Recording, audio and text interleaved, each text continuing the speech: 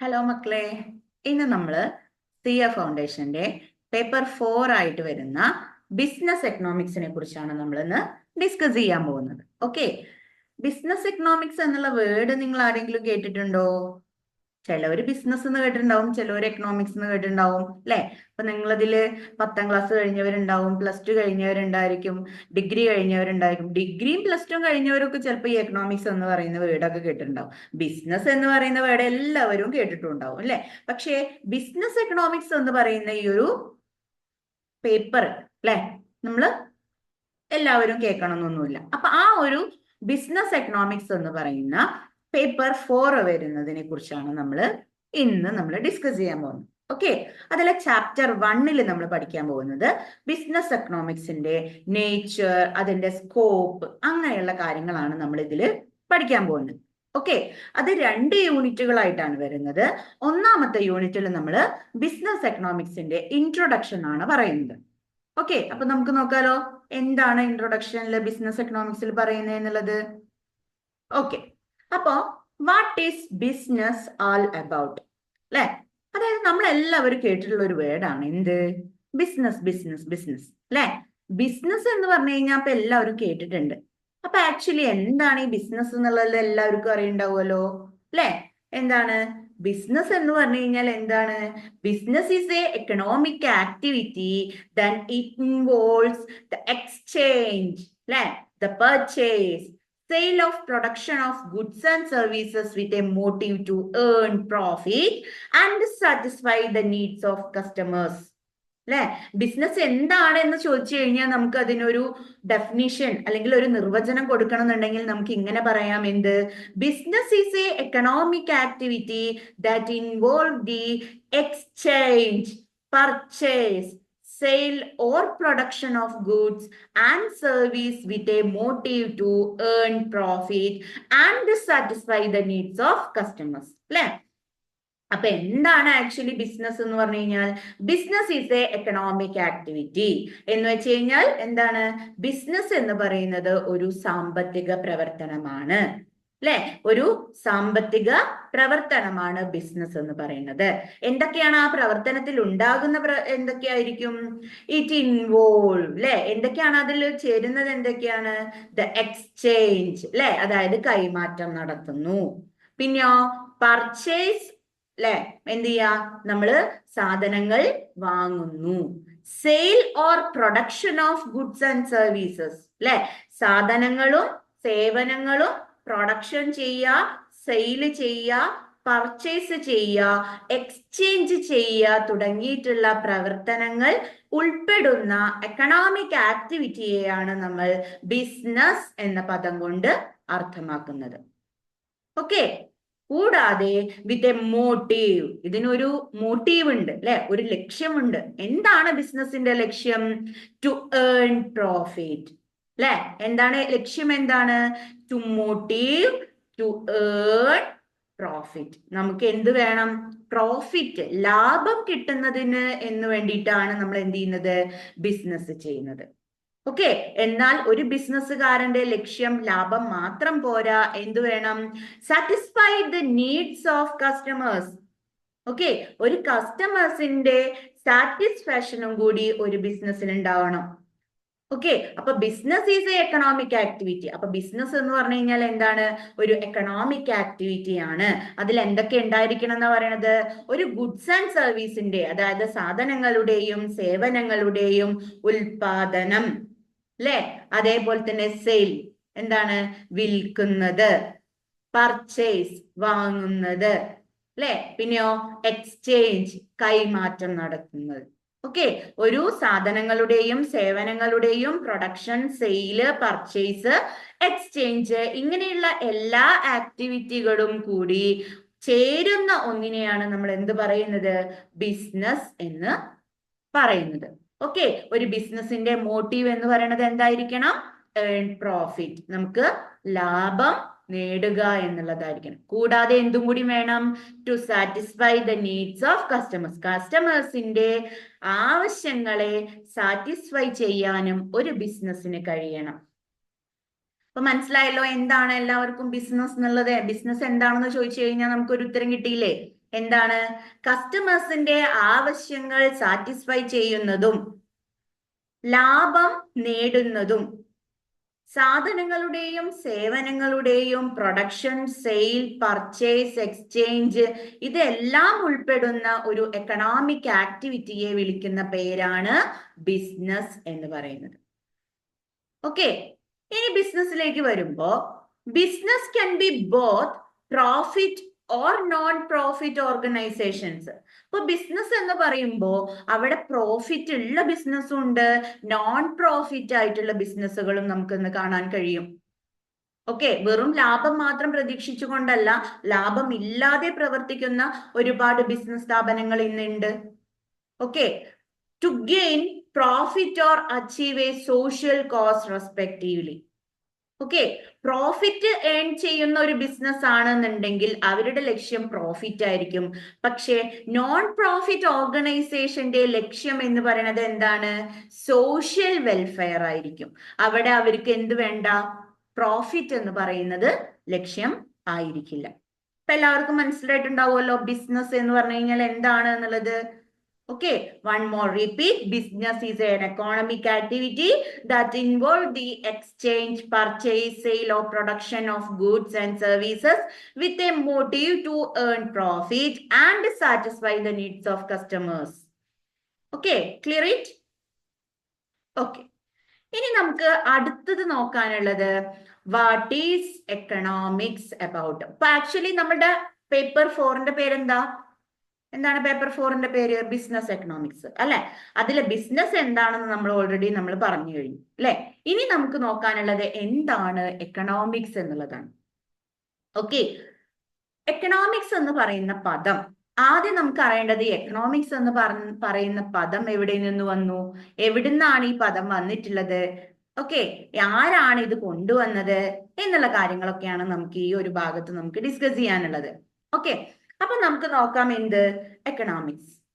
Economics എന്ന് പറയുന്ന പദം originated from the Greek word ഓയിക്കോണമിയ which means household. Okay, ഇവിടെ എക്കണോമിക്സ് എന്ന് പറയുന്ന പദം ഒറിജിനേറ്റ് ചെയ്തിട്ട് അല്ലെങ്കിൽ അതിന്റെ ഉദ്ഭവം എന്ന് പറയുന്നത് ഏത് വേർഡിൽ നിന്നാണ്? ഗ്രീക്ക് വേർഡായിട്ടുള്ള ഓയിക്കോണമിയ എന്ന് പറയുന്ന പദത്തിൽ നിന്നാണ് എക്കണോമിക്സ് എന്ന് പറയുന്ന പദം വരുന്നത്. ഓക്കെ, ഗ്രീക്ക് വേർഡാണ് ഏത്? ഓയിക്കോണമിയ. ഈ ഓയിക്കോണമിയ എന്നുള്ള വേർഡിൽ നിന്നാണ് ഏത് വരുന്നത്? എക്കണോമിക്സ് എന്ന് പറയുന്ന ടേം വരുന്നത്. ഇനി എന്താണ് ആക്ച്വലി ഓയിക്കോണമിയ എന്ന് പറയുന്ന ഗ്രീക്ക് വേർഡിന്റെ അർത്ഥം എന്താണ്? House hold. Okay, house hold. Till 19th century, economics was non-political economy. അതായത് 19ാം നൂറ്റാണ്ട് വരെ നമ്മുടെ എക്കണോമിക്സ് അറിയപ്പെട്ടിരുന്നത് പൊളിറ്റിക്കൽ എക്കണോമി എന്ന പേരിലായിരുന്നു അറിയപ്പെട്ടിട്ടുണ്ടായിരുന്നത്. ഓക്കെ, അതായത് 19ാം നൂറ്റാണ്ട് വരെ, ഓക്കെ, ടിൽ 19th century 19ാം നൂറ്റാണ്ട് വരെയും നമ്മുടെ എക്കണോമിക്സ് ഏത് പേരിലായിരുന്നു അറിയപ്പെട്ടിരുന്നത്? Political economy. ഓക്കെ, നോട്ട് ചെയ്ത് വെച്ചോണേ, എക്സാമിന് വരാൻ ചാൻസ് ഉണ്ട്. Okay, economics till 19th century economic was known as dash അല്ലെ. ഏത് പേരിലായിരുന്നു എക്കണോമിക്സ് അറിയപ്പെട്ടിരുന്നത്? പറഞ്ഞേ, political economy. Okay, the first modern work of economics by Adam Smith is named as An Inquiry into the Nature and Causes of Wealth of Nation, 1776, abbreviated as the Wealth of Nation. അപ്പൊ എന്തൊക്കെയാ നമ്മൾ പറയണത്? ഫസ്റ്റിൽ നമ്മൾ പറഞ്ഞു കഴിഞ്ഞു എന്ത്? Economics എന്ന് പറയുന്ന പദം ഗ്രീക്ക് വേർഡിൽ നിന്ന് വന്നു. ഗ്രീക്ക് വേർഡ് ആയിട്ടുള്ള ഓയിക്കോണമിയ എന്ന് പറയുന്ന പദത്തിൽ നിന്നാണ് എക്കണോമിക്സ് എന്ന് പറഞ്ഞ പദം വന്നിട്ടുള്ളത്. ഇതിന്റെ അർത്ഥം എന്ന് പറഞ്ഞു കഴിഞ്ഞാൽ എന്താണ്? ഹൗസ് ഹോൾഡ് അല്ലെ. അതായത് എന്താണ്? കുടുംബം അല്ലെങ്കിൽ വീട്. ഓക്കെ, പിന്നെയോ ടിൽ 19th century അതായത് 19ാം നൂറ്റാണ്ട് വരെയും നമ്മൾ എക്കണോമിക്സ് അറിയപ്പെട്ടിരുന്നത് പൊളിറ്റിക്കൽ എക്കണോമി എന്ന പേരിലായിരുന്നു അറിയപ്പെട്ടിരുന്നത്. ഓക്കെ, ഇനി എക്കണോമിക്സ് എന്ന് പറയുന്ന പദം അല്ലെങ്കിൽ എക്കണോമിക്സ് എന്ന് പറയുന്നത് ആദ്യമായിട്ട് ഉപയോഗിക്കുന്നത് ആരായിരുന്നു എന്ന് പറയാം? ആഡം സ്മിത്ത് ആണ്. Okay, father of modern economics ആരാണെന്ന് ചോദിച്ചു കഴിഞ്ഞാലും നമ്മൾ എഴുതണം എന്ത്? Adam Smith.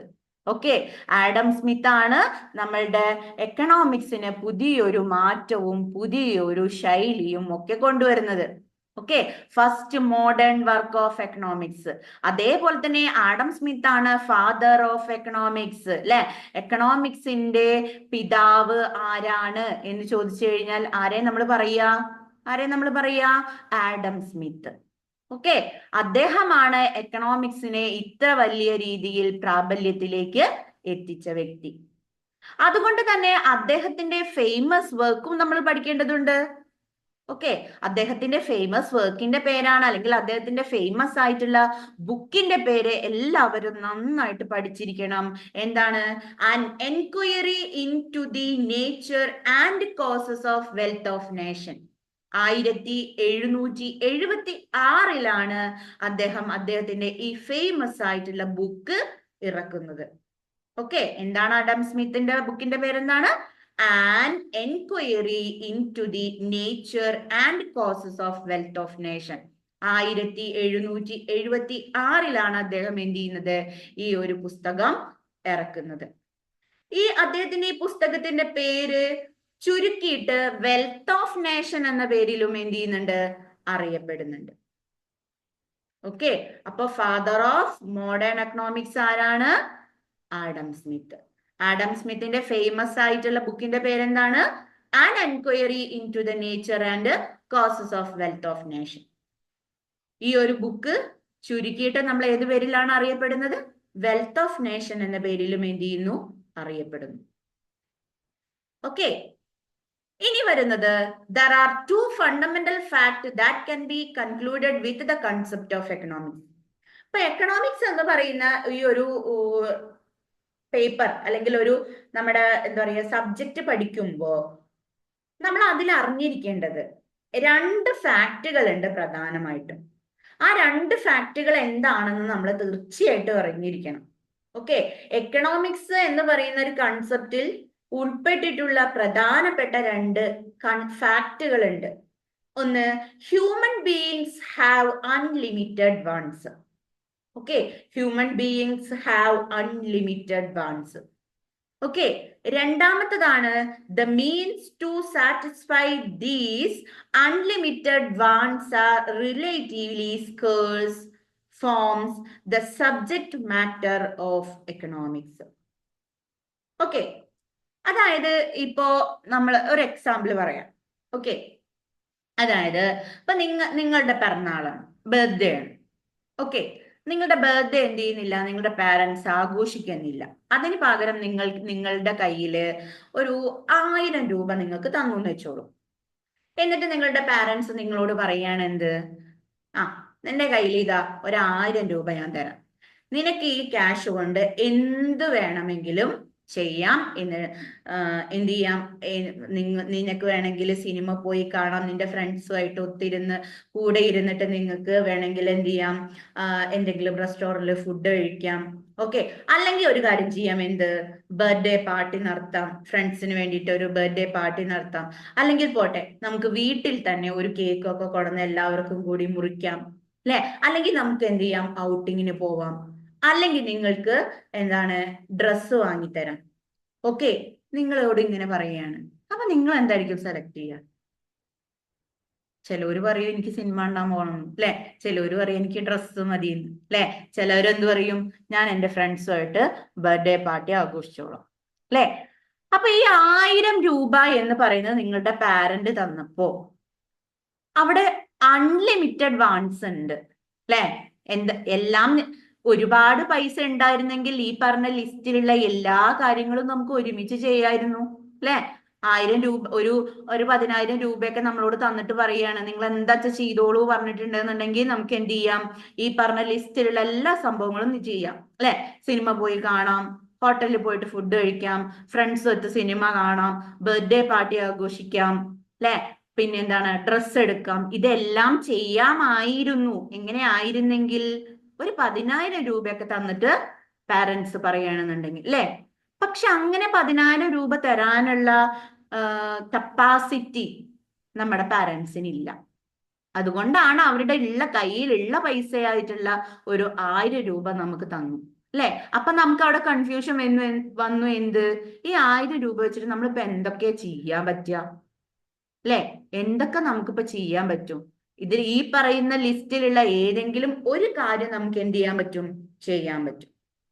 ഓക്കെ, ഒന്നില്ലെങ്കിൽ സിനിമയ്ക്ക് പോയിട്ട് ഫ്രണ്ട്സായിട്ട് ചുറ്റിയടിച്ച് കറങ്ങി നടക്കാം, അല്ലെങ്കിൽ ഡ്രസ്സ് എടുക്കാം, അല്ലെങ്കിൽ കേക്ക് വാങ്ങി വീട്ടിൽ വന്ന് എല്ലാവരായിട്ടും ഒരു ബർത്ത്ഡേ പാർട്ടി ചെറുത രീതിയിൽ നടത്താം അല്ലെ. അതായത് ഇവിടെ human being have unlimited wants അല്ലെ. നമ്മൾ ഒന്നാമത്തെ കാര്യം എന്താ പറഞ്ഞത്? എക്കണോമിക്സ് എന്ന് പറയുന്ന കൺസെപ്റ്റിൽ 2 പ്രധാനപ്പെട്ട ഫാക്ടുകൾ ഉണ്ട് എന്നാണ് നമ്മൾ പറഞ്ഞത് അല്ലെ. അതിൽ ഒന്നാമത്തെ ഫാക്റ്റും ഇത് തന്നെയാണ്. എന്ത്? അൺലിമിറ്റഡ് വാണ്ട്സ് ആണ് മനുഷ്യന്മാർക്കുള്ളത്. ഹ്യൂമൻ ബീയിങ്സിന്, മനുഷ്യന് എന്താണ്? അൺലിമിറ്റഡ് വാണ്ട്സ് ആണ് ഉള്ളത്. ഇപ്പൊ നമുക്കൊരു 1000 രൂപ തന്നിട്ട് ബർത്ത്ഡേ പാർട്ടി എന്ത് വേണമെങ്കിലും നമ്മളോട് ചെയ്തോളാൻ പറഞ്ഞു. അപ്പൊ നമ്മുടെ മുന്നിൽ ഒരു പടി ലിസ്റ്റ് വന്നു അല്ലെ. ഇതിൽ ആദ്യം ഏത് ചെയ്യണം, അല്ലെങ്കിൽ ഇതിൽ ആദ്യം ഏതാണ് ചെയ്യേണ്ടത് എന്നുള്ള ഒരു കുറെ ഓപ്ഷൻസ് ആണ് നമ്മളെ മുന്നിലേക്ക് വന്നത് അല്ലെ. ആ ഓപ്ഷൻസ് ആണ് നമ്മളുടെ ഇവിടെ എന്ത് പറയുന്നത്? Unlimited wants. ഓക്കെ, അപ്പൊ ഒന്നാമത്തെ ഫാക്ട് എന്താണ്? 2 ഫണ്ടമെന്റൽ ഫാക്ട് ആണ് എക്കണോമിക്സ് എന്ന് പറയുന്ന കൺസെപ്റ്റിലുള്ളത്. ഒന്നാമത്തെ കൺസെപ്റ്റ് ഏതാണ്? Unlimited wants. മനുഷ്യനെ എല്ലാവർക്കും എന്താണ്? അൺലിമിറ്റഡ് ആയിട്ടുള്ള ആവശ്യങ്ങളാണ്. നമുക്ക് എണ്ണിയാൽ തിട്ടപ്പെടുത്താൻ പറ്റാത്ത രീതിയിലുള്ള ആവശ്യങ്ങളുണ്ട്. ഓക്കെ, ഇനി രണ്ടാമത്തെ ഫാക്ട് എന്ന് പറയുന്നത് എന്താണ്?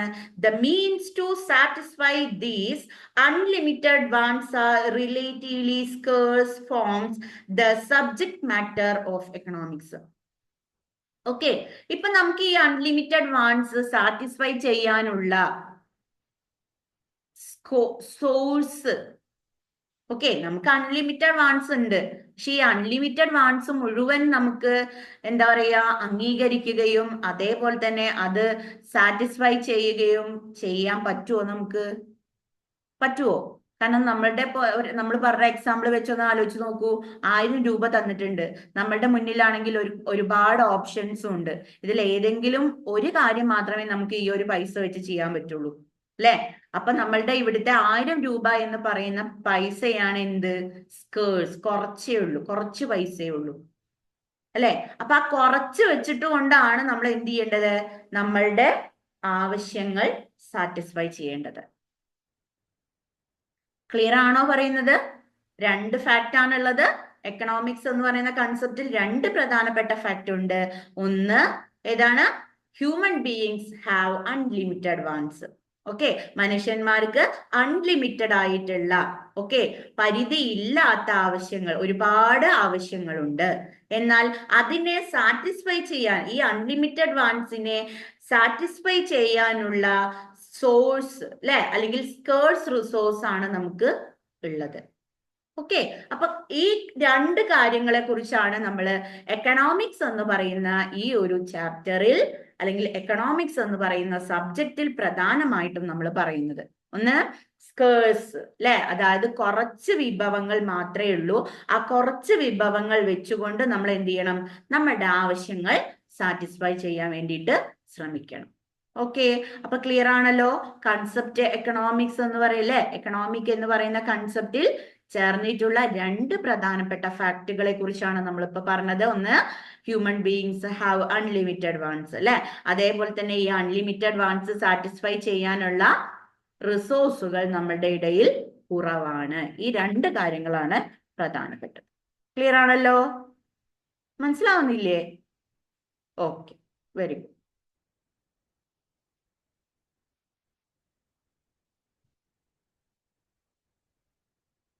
ഇനി വരുന്നത് ഇപ്പൊ ബിസിനസ് എന്താണ്, എക്കണോമിക്സ് എന്താണെന്ന് പറഞ്ഞു കഴിഞ്ഞു അല്ലെ. ഇനി നമുക്ക് എക്കണോമിക്സിന്റെ ഡെഫിനിഷൻസ് നോക്കാം. ഓക്കെ, എക്കണോമിക്സിലെ പ്രധാനപ്പെട്ട 2 കൺസെപ്റ്റുകളെ കുറിച്ച് നമ്മൾ പറഞ്ഞു അല്ലെ, 2 പ്രധാനപ്പെട്ട ഫാക്ടുകളെ കുറിച്ച് പറഞ്ഞു. ഇനി നമുക്ക് നോക്കാനുള്ളത് എക്കണോമിക്സിന്റെ ഡെഫിനിഷനെ കുറിച്ചാണ്. ഇപ്പൊ എന്താണ് എക്കണോമിക്സിന്റെ ഡെഫിനിഷൻ എന്നുള്ളത് നോക്കാം. ഫസ്റ്റ് പറയുന്നത് economics is the study of the process by which the relatively scarce resources are allocated to satisfy the competing unlimited wants of human beings in a society. Okay, economics എന്ന് പറഞ്ഞു കഴിഞ്ഞാൽ എന്താണ്? ഒരു പഠനമാണ്. എന്തിനെ കുറിച്ചിട്ടുള്ള പഠനമാണ്? ഒരു സൊസൈറ്റിയിലെ ഹ്യൂമൻ ബീയിങ്സിന്റെ അൺലിമിറ്റഡ് വാണ്ട്സ് എന്ത് ചെയ്യണം?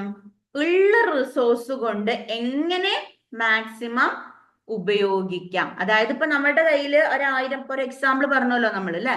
അപ്പൊ ആ 1000 രൂപ വെച്ചിട്ട് നമുക്ക് ഇതിൽ ഏതൊക്കെ നമ്മുടെ മുന്നിലേക്ക് വന്ന ഓപ്ഷൻസിൽ ഏതൊക്കെ സാറ്റിസ്ഫൈ ചെയ്യാം, ഓക്കെ, എന്നതിനെ കുറിച്ച് പഠനം നടത്തുകയാണെന്നുണ്ടെങ്കിൽ അതിനെ എക്കണോമിക്സ് എന്ന് നമുക്ക് പറയാം.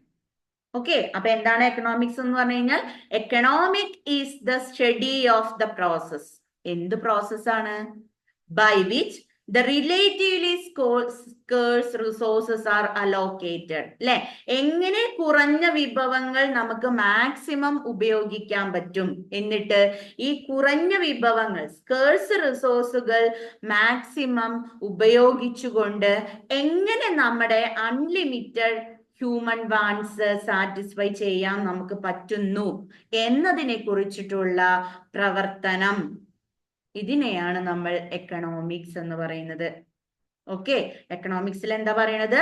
ഒരു സൊസൈറ്റിയിലെ ഹ്യൂമൻ ബീയിങ്സിന്റെ അൺലിമിറ്റഡ് വാണ്ട്സിനെ എങ്ങനെ സാറ്റിസ്ഫൈ ചെയ്യിക്കാം. കാരണം നമ്മുടെ കയ്യിൽ എന്തേ ഉള്ളൂ? സ്കേഴ്സ് റിസോഴ്സേ ഉള്ളൂ.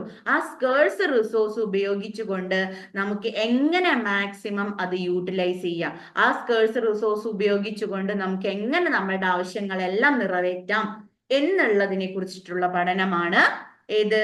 എക്കണോമിക്സ് എന്ന് പറയുന്നത്. മനസ്സിലായോ? ഓക്കെ, ക്ലിയർ ആവുന്നില്ലേ പറയുന്നത്? ഓക്കെ, ഇനി അടുത്തൊരു ഡെഫിനിഷൻ പറയുന്നത്, this definition of economics with the narrow focus on using the relatively scarce resource to satisfy human wants is domain of modern neoclassical microeconomic analysis. Okay, ഇവിടെയും നമ്മൾ പറയുന്ന എക്കണോമിക്സിന്റെ ഡെഫിനിഷനിൽ ഇതിലും നമ്മൾ പറയുന്ന ഒരേ ഒരു കാര്യം തന്നെയാണ്. എന്ത്? നമ്മള് എക്കണോമിക്സിൽ എന്ത് ചെയ്യുന്നുണ്ട്? ഫോക്കസ് ചെയ്യുന്നു. എന്നിട്ട് എന്താ ചെയ്യുന്നത്? എങ്ങനെ ഫോക്കസ് ചെയ്യുന്നത്? നാരോ ഫോക്കസ്, വളരെ സൂക്ഷ്മമായിട്ട് നമ്മൾ ഫോക്കസ് ചെയ്യണം എക്കണോമിക്സിൽ. എന്തുകൊണ്ടാ നമ്മൾ നാരോ ഫോക്കസ് കൊടുക്കണം എന്ന് പറയണത്? എന്തുകൊണ്ടാ? നമ്മളുടെ കയ്യിലുള്ള റിസോഴ്സ് വളരെ കുറച്ചേ ഉള്ളൂ, എന്നാൽ ഹ്യൂമൻ വാണ്ട്സ് എന്ന് പറയണത് എന്താണ്? അൺലിമിറ്റഡ് ആണ്.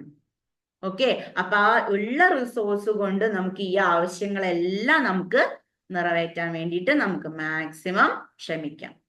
ഓക്കെ, ഇതാണ് നിയോ ക്ലാസിക്കൽ മൈക്രോ എക്കണോമിക് അനാലിസിസ് എന്ന് പറയുന്നത്.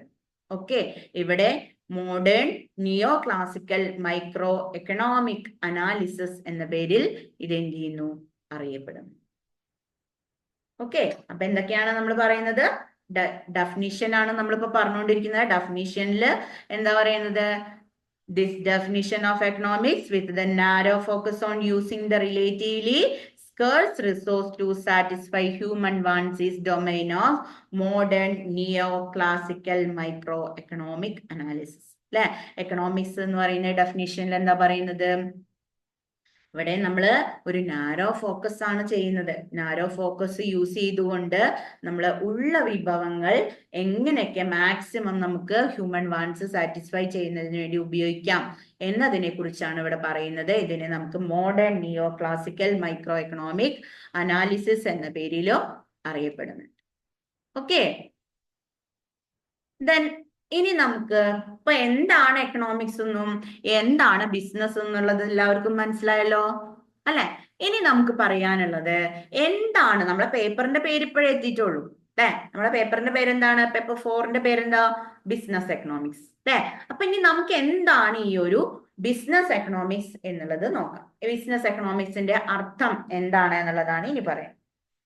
ഓക്കെ, നോക്കാം. Decision making refers to the process of selecting an appropriate alternative that will provide the most efficient means of attaining a desired end from two or more alternative course of action. ഇനി എന്താണ് ഇവിടെ business economics എന്ന് പറഞ്ഞു കഴിഞ്ഞാല്? Business economic refers to decision making, അതായത് തീരുമാനങ്ങൾ എടുക്കുന്ന ഒരു പ്രവർത്തനമാണ്. ഓക്കെ, അതായത് തീരുമാനം എടുക്കണം എന്ന് പറയുന്ന ഒരു പ്രവർത്തനം. ഇങ്ങനെ വരാൻ എന്താണ് ഇവിടെ കാരണം? എന്താ? സെലക്ടിങ് ആൻഡ് അപ്രോപ്രിയേറ്റ് ആൾട്ടർനേറ്റീവ്, അല്ലെ? നമുക്ക് എന്ത് കാര്യം ചെയ്യുമ്പോഴും നമ്മൾ അപ്രോപ്രിയേറ്റ് ആയിട്ടുള്ള അല്ലെങ്കിൽ വളരെ എന്താ പറയാ സെലക്റ്റീവ് ആയിട്ടുള്ള ഒരു നല്ല മെത്തേഡ് ആയിരിക്കും നമ്മൾ എന്ത് ചെയ്യേണ്ടത്? സെലക്ട് ചെയ്യേണ്ടത്, അല്ലെ? നമ്മളൊരു ഡിസിഷൻ എടുക്കുമ്പോൾ നമ്മളുടെ മുന്നിലേക്ക് ഒരുപാട് കാര്യങ്ങൾ വരും, അല്ലെ?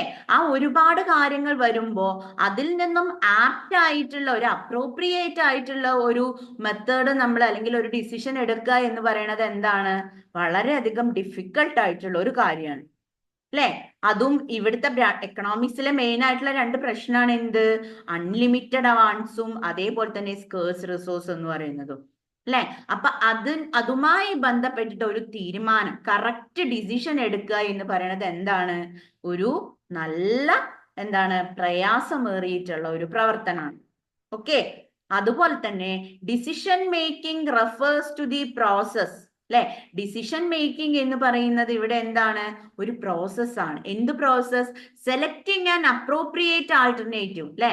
ഒരു അപ്രോപ്രിയേറ്റ് ആയിട്ടുള്ള ഒരു വളരെ നല്ല ഒരു ആൾട്ടർനേറ്റീവിനെ സെലക്ട് ചെയ്യുക എന്ന് പറയുന്ന ഒരു പ്രോസസ് വളരെ ഡിഫിക്കൽട്ട് ആണ്. കൂടാതെ will provide the most efficient means of attaining A desired end, അല്ലെ? നമ്മൾ സെലക്ട് ചെയ്യുന്ന തീരുമാനത്തിലൂടെ നമ്മൾ എന്ത് ചെയ്യാം? നമ്മളുടെ ആഗ്രഹങ്ങളും എന്ത് ചെയ്യണം? സാറ്റിസ്ഫൈ ചെയ്യണം, അല്ലെ? അപ്പോ ചിലപ്പോ എന്ത് ചെയ്യേണ്ടി വരും? ഒന്നോ രണ്ടോ, അല്ലെ? അല്ലെങ്കിൽ രണ്ടോ അതിലധികമോ എന്തുണ്ടായിരിക്കും?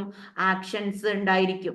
ഇപ്പോ നമ്മളോട് ചോദിക്കുകയാണ്, നിങ്ങളിപ്പോ എന്ത് ബിസിനസ് തുടങ്ങുന്നു എന്നൊരു ചോദ്യം വരികയാണെന്നുണ്ടെങ്കിൽ നിങ്ങൾക്ക് മുന്നിൽ ഒരുപാട് ഓപ്ഷൻസ് വരും, അല്ലെ?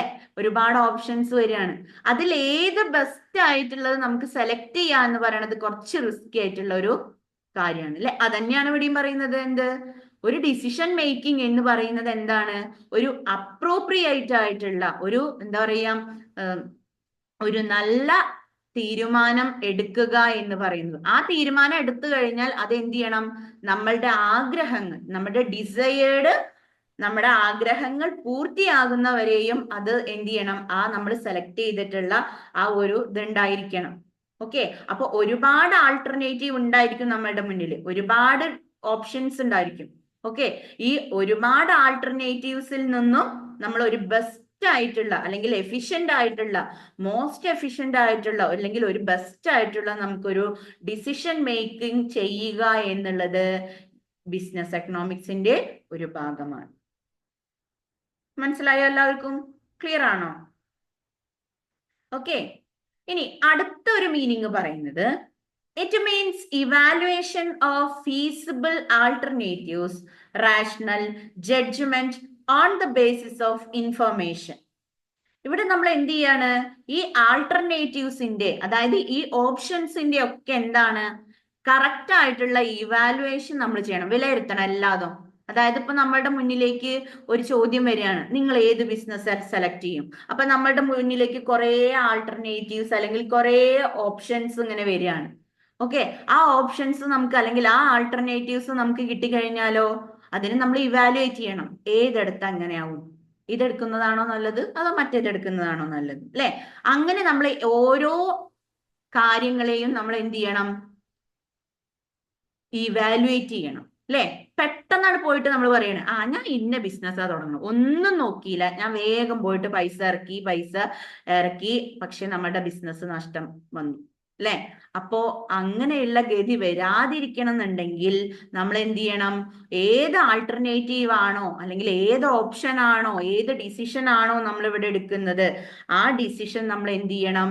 ഇവാലുവേറ്റ് ചെയ്യണം, നല്ല രീതിയിൽ നമ്മൾ വിലയിരുത്തി പഠിക്കണം. ഓക്കെ, പിന്നെയോ rational judgement on the basis of information. നമുക്ക് കിട്ടിയിട്ടുള്ള, നമ്മൾ ഇവാലുവേറ്റ് ചെയ്യുമ്പോ അല്ലെങ്കിൽ വിലയിരുത്തുമ്പോ നമുക്ക് എന്ത് കിട്ടും? ആ ഒരു കാര്യത്തെ കുറിച്ചിട്ടുള്ള ഫുൾ അല്ലെ? ഒരു റാഷണൽ ജഡ്ജ്മെന്റ് നമുക്ക് ചെയ്യാൻ കഴിയും. ഓക്കെ, അപ്പൊ നമുക്ക് കിട്ടിയിട്ടുള്ള ഇൻഫോർമേഷൻസിന്റെ ബേസിൽ നമ്മൾ എന്ത് ചെയ്യണം? ഒരു നല്ല ജഡ്ജ്മെന്റ് അല്ലെങ്കിൽ നല്ല ഒരു തീരുമാനം നമ്മൾ എടുക്കണം. പിന്നെയോ, choice of particular alternative which the decision maker find as most suitable. Okay, എന്നിട്ട് നമ്മൾ എന്ത് ചെയ്യണം? ഇതിലേതാണ്, ഏത് ആൾട്ടർനേറ്റീവ് ആയിരിക്കും നമ്മളുടെ ചോയ്സ് എന്നുള്ളത് നമ്മൾ എന്ത് ചെയ്യണം? സെലക്ട് ചെയ്യണം. എന്നിട്ട് നമ്മൾ എന്ത് ചെയ്യണം? ഒരു മോസ്റ്റ് സ്യൂട്ടബിൾ ആയിട്ടുള്ള ഒരു തീരുമാനം നമ്മൾ എടുക്കണം. അതിന് നമ്മളെ സഹായിക്കുന്ന ആരാണെന്നാ പറയുന്നത്? ബിസിനസ് എക്കണോമിക്സ് ആണ്. ഓക്കെ, ക്ലിയർ ആണോ? ഓക്കെ, ഇനി നമുക്ക് പറയാനുള്ളത്, as we know the question of choice arises because our productive resources such as land, labor, capital and management are limited and can be employed in alternative uses. Okay, അതായത് നമ്മളോട് ഇവിടെ question വരികയാണ് അല്ലെ, അതായത് ഒരുപാട് ചോയ്സസ് ഉണ്ടല്ലോ അല്ലെ? അപ്പൊ ആ ഒരുപാട് ചോയ്സസ് ഉണ്ടാവുന്നത് കൊണ്ട് തന്നെ നമ്മളോട് ഒരു ക്വസ്റ്റ്യൻ വരികയാണ്, എന്ത്? അവർ പ്രൊഡക്റ്റീവ് റിസോഴ്സ് ഏതാണ് അല്ലെ? ഏറ്റവും പ്രൊഡക്റ്റീവ് ആയിട്ടുള്ള അല്ലെങ്കിൽ ഏറ്റവും കൂടുതൽ ഉൽപാദനക്ഷമതയുള്ള റിസോഴ്സ് എന്ന് പറയുന്നത് ഏതാണ്? ഇപ്പൊ ലാൻഡ് ആണെങ്കിലും, ലാൻഡ് എന്ന് പറഞ്ഞു കഴിഞ്ഞാൽ എന്താ? ഭൂമി അല്ലെ? ലേബർ എന്ന് പറഞ്ഞു കഴിഞ്ഞാൽ ആരാണ്? തൊഴിലാളികൾ. ക്യാപിറ്റൽ എന്ന് പറഞ്ഞു കഴിഞ്ഞാൽ എന്താണ്? മൂലധനം. മാനേജ്മെന്റ് എന്ന് പറഞ്ഞു കഴിഞ്ഞാൽ എന്താണ്? ആരാണ്? നമ്മുടെ മുതലാളി അല്ലെങ്കിൽ ഓണർ എന്നൊക്കെ പറയാം അല്ലെ? ഇതെല്ലാം ലിമിറ്റഡ് ആണ് അല്ലെ? നമ്മളുടെ ഇടയിലുള്ള അല്ലെങ്കിൽ നമ്മൾക്ക് കാണാൻ പറ്റുന്ന പ്രൊഡക്റ്റീവ് ആയിട്ടുള്ള റിസോഴ്സ് എന്ന് പറയുന്നത് ഏതൊക്കെയാണ്? ലാൻഡ് ഉണ്ട്, ലേബർ ഉണ്ട്, ക്യാപിറ്റൽ ഉണ്ട്, മാനേജ്മെന്റ് ഉണ്ട് അല്ലെ? ഇതെല്ലാം നമ്മളുടെ പ്രൊഡക്റ്റീവ് ആയിട്ടുള്ള റിസോഴ്സ് ആണ്. പക്ഷെ ഇതെല്ലാം എന്താണ്? ലിമിറ്റഡ് ആണ്. നമ്മളുടെ ഇടയിൽ അല്ലെങ്കിൽ നമ്മുടെ ജനങ്ങൾക്കിടയിൽ ഒരുപാട് ലാൻഡ് ഉണ്ടോ? ഒരുപാട് ലേബർ ഉണ്ടോ? ഒരുപാട് ക്യാപിറ്റൽ ഉണ്ടോ? ഒരുപാട് മാനേജർമാരുണ്ടോ? അല്ലെ? നമ്മുടെ ഇന്ത്യയിലെ പോപ്പുലേഷൻ ഒക്കെ നോക്കുകയാണെന്നുണ്ടെങ്കിൽ അല്ലെ, ഹൈ പോപ്പുലേഷൻ ആണ് നമുക്കുള്ളത്. അപ്പൊ ഇന്ത്യയെ സംബന്ധിച്ചിടത്തോളം ലാൻഡ് ആണെങ്കിലും ലേബർ ആണെങ്കിലും ക്യാപിറ്റൽ ആണെങ്കിലും മാനേജ്മെന്റ് ആണെങ്കിലും ഒക്കെ എന്താണ്? ലിമിറ്റഡ് മാത്രമേ ഉള്ളൂ. Okay, can be employed in alternative uses. അപ്പൊ ഈ കുറച്ചുള്ള പ്രൊഡക്റ്റീവ് റിസോഴ്സ് ആണ് ഏത്? Land, labour, capital, management. ഈ കുറച്ചുള്ള പ്രൊഡക്റ്റീവ് റിസോഴ്സ് ഉപയോഗിച്ചുകൊണ്ടാണ് നമ്മളുടെ ഇന്ത്യയെ മൊത്തം എന്ത് ചെയ്യാൻ പോകുന്നത്? മുന്നോട്ട് കൊണ്ടുപോകുന്നത്. Okay, therefore more efficient. അപ്പൊ ഈ പറയുന്ന ലാൻഡ് ആണെങ്കിലും ലേബർ ആണെങ്കിലും ക്യാപിറ്റൽ ആണെങ്കിലും ഒക്കെ നമ്മൾ എന്ത് ചെയ്യണം? നല്ല എഫിഷ്യന്റ് ആയിട്ട് യൂട്ടിലൈസ് ചെയ്യണം, ചൂസ് ചെയ്യണം. ഓക്കെ, ലെസ് എഫിഷ്യന്റ് ഏതാണോ, അതായത് തീരെ നടക്കാത്ത, ഇപ്പൊ എന്താ പറയാ, ഇപ്പൊ ഒരു ലേബറിനെ സെലക്ട് ചെയ്യാണ് അല്ലെ? ഒരു ലേബർ എന്ന് പറയുന്നത് എന്താണ്? ഒരു പ്രൊഡക്റ്റീവ് റിസോഴ്സ് ആണ് അല്ലെ? അപ്പൊ ആ ഒരു പ്രൊഡക്റ്റീവ്, ഇപ്പൊ ഒരു 10 ലേബറിനെ നമ്മൾ സെലക്ട് ചെയ്തു എന്ന് വെച്ചോളൂ. ഓക്കെ, അതിൽ 9 പേരും നല്ല രീതിയിൽ പണിയെടുക്കുന്നുണ്ട്. ഓക്കെ, ഒരാള് മാത്രം എന്താ പറയാ, മടിയും കാര്യങ്ങളും കറക്റ്റ് ആയിട്ട് ജോലിയൊന്നും ചെയ്യുന്നില്ല. അപ്പൊ എന്തായിരിക്കും നമ്മളെ ബിസിനസ്സിലുള്ള ആൾക്കാർ എന്താ ചെയ്യുക? അവര് റിജക്റ്റ് ചെയ്യില്ലേ? കാരണം എഫിഷ്യന്റ് ആയിട്ടുള്ള ആളുകളെയാണ് നമ്മൾ എന്ത് ചെയ്യേണ്ടത്? ചൂസ് ചെയ്യേണ്ടത്. Must be chosen. Okay, efficient ആയിട്ടുള്ള ആൾട്ടർനേറ്റീവിനെയാണ് നമ്മൾ എന്ത് ചെയ്യേണ്ടത്? ചൂസൺ ചെയ്യേണ്ടത് അല്ലെ? എന്നാൽ ലെസ് എഫിഷ്യന്റ് ആയിട്ടുള്ള, അതായത് തീരെ ഒന്നും നടക്കുന്നില്ല അല്ലെങ്കിൽ നമുക്ക് വേണ്ടത്ര പ്രൊഡക്ടിവിറ്റി കിട്ടുന്നില്ല എങ്കിൽ അതിനെ ജസ്റ്റ് റിജക്റ്റഡ്. നമ്മൾ എന്താ ചെയ്യേണ്ടത്? അതിനെ ഒരിക്കലും നമ്മൾ ഉപയോഗപ്പെടുത്തരുത്. നമ്മൾ എന്താ ചെയ്യേണ്ടത്? റിജക്റ്റ് ചെയ്യാണ് ചെയ്യേണ്ടത്. ഓക്കെ, ക്ലിയർ ആണോ? അപ്പൊ എന്താ നമ്മൾ ചെയ്യുന്നത്? നമ്മളുടെ മുന്നിലേക്ക് ഒരുപാട് ചോദ്യങ്ങൾ വരും അല്ലെ? എന്താണ്? പ്രൊഡക്റ്റീവ് റിസോഴ്സിനെ നമ്മൾ എങ്ങനെ ഉപയോഗപ്പെടുത്താം? പ്രൊഡക്റ്റീവ് റിസോഴ്സ് എന്ന് പറയുമ്പോൾ എന്താണ്? ലാൻഡ്, ലേബർ, ക്യാപിറ്റൽ, എന്റർപ്രണർ അല്ലെ, അല്ലെങ്കിൽ മാനേജ്മെന്റ്. ഇതെല്ലാമാണ് നമ്മുടെ പ്രൊഡക്റ്റീവ് റിസോഴ്സ് എന്ന് പറയുന്നത്. ഈ പ്രൊഡക്റ്റീവ് റിസോഴ്സിൽ തന്നെ ഇതെല്ലാം ലിമിറ്റഡ് ആണ് അല്ലെ? അപ്പൊ ഇതിനെ നമ്മൾ എന്ത് ചെയ്യണം? എഫക്റ്റീവ് ആയിട്ട് യൂട്ടിലൈസ് ചെയ്യണം. ഓക്കെ, എങ്ങനെ നമ്മൾ ഇത് യൂട്ടിലൈസ് ചെയ്യേണ്ടത്? അതായത് മോർ എഫിഷ്യന്റ് ആയിട്ടുള്ള ഒരു ആൾട്ടർനേറ്റീവ് നമ്മൾ ചൂസ് ചെയ്യണം. എന്നിട്ടോ ലെസ് എഫിഷ്യന്റ് ആയിട്ടുള്ള ആൾട്ടർനേറ്റീവ്സിനെ നമ്മൾ എന്ത് ചെയ്യുക? ജസ്റ്റ് റിജക്റ്റ്, നമ്മൾ ഒഴിവാക്കുകയും ചെയ്യും. ഓക്കെ, ക്ലിയർ അല്ലേ മൂന്നാമത്തെ പോയിന്റ്? ഓക്കെ, ഇതെല്ലാം ബിസിനസ് എക്കണോമിക്സിന്റെ പലതരത്തിലുള്ള മീനിങ്സ് ആണ് കേട്ടോ വരുന്നത്. ഓക്കെ, ഇനി വരുന്നത് നാലാമത്തത് business economics also referred as managerial economics referred to the integration of economic theory with business practice.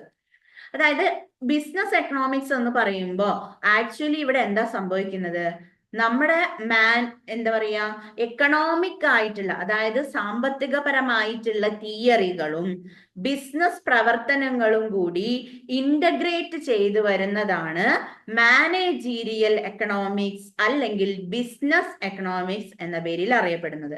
അപ്പൊ എന്തൊക്കെയാണ് ബിസിനസ് എക്കണോമിക്സിൽ അല്ലെങ്കിൽ മാനേജീരിയൽ എക്കണോമിക്സിൽ എന്തൊക്കെയാണ് ഉൾപ്പെടുത്തിയിട്ടുള്ളത്? ഇന്റഗ്രേഷൻ ഓഫ് എക്കണോമിക് തിയറി, അല്ലെ? എക്കണോമിക് തിയറിയും ബിസിനസ് പ്രാക്ടീസും കൂടി ചേർന്നതാണ് ഏതെന്ന് പറയുന്നത് മാനേജീരിയൽ എക്കണോമിക്സ് അല്ലെങ്കിൽ ബിസിനസ് എക്കണോമിക്സ് എന്ന് പറയുന്നത്. ഓക്കെ, മനസ്സിലായോ? ഓക്കെ, ഇനി വരുന്നത് അടുത്തത് എന്ന് പറയുന്നത് എന്താണ്? അടുത്തത് എന്താ? Business economics applies tools of economics to make business decision making. ഇനി എന്തിനാണ് നമ്മൾ ആക്ച്വലി ബിസിനസ് എക്കണോമിക്സ് അപ്ലൈ ചെയ്യുന്നത്? എന്തിനാ? ഈ business economic applies tools of economics to make business decision making. ഒരു ബിസിനസ്സിലെ ഡിസിഷൻ എന്ന് പറയുന്നത് വളരെ ഇമ്പോർട്ടന്റ് ആണ്, അല്ലെ?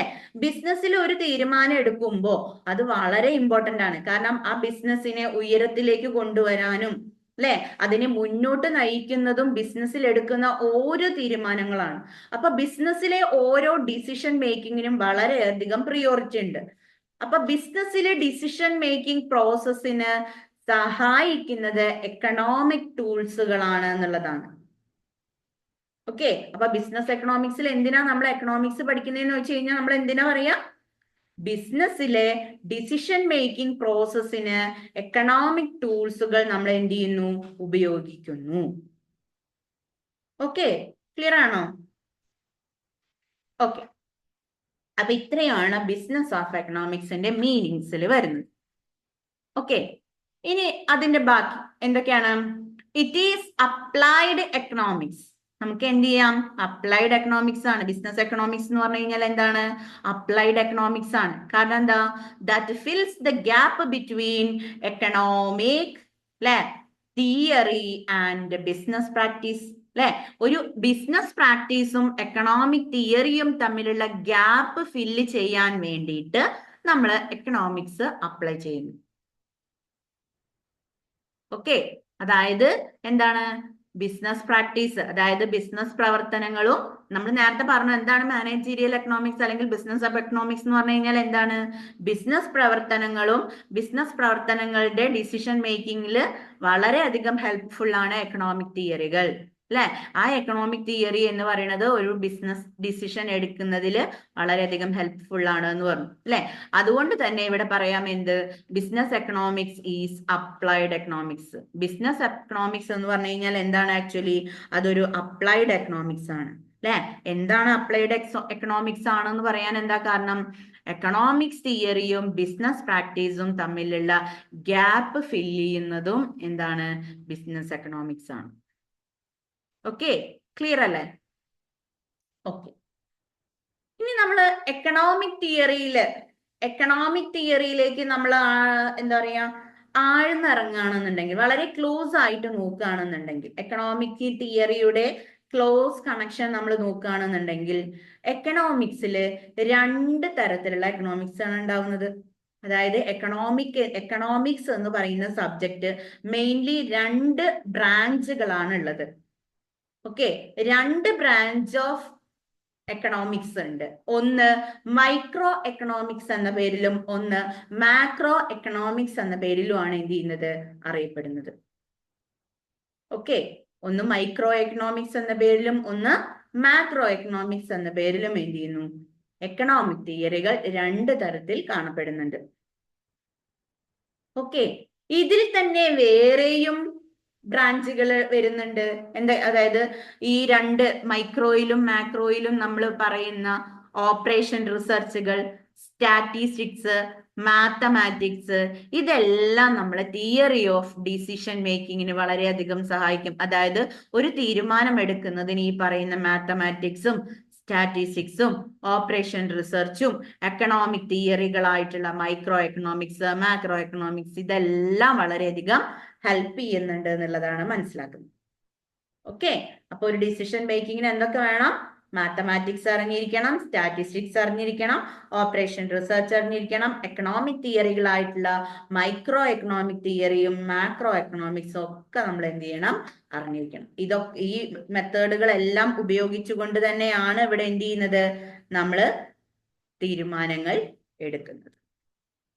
ഓക്കെ, ക്ലിയർ ആണോ?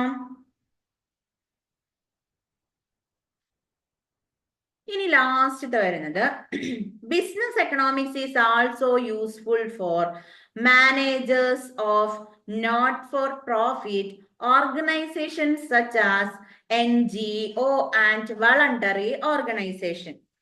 ഇപ്പോ ബിസിനസ് എക്കണോമിക്സ് എന്ന് പറയുന്നത് വളരെയധികം യൂസ്ഫുൾ ആണ്. ആർക്ക്? മാനേജേഴ്സിന്, അല്ലെ? മാനേജേഴ്സ് എങ്ങനെ?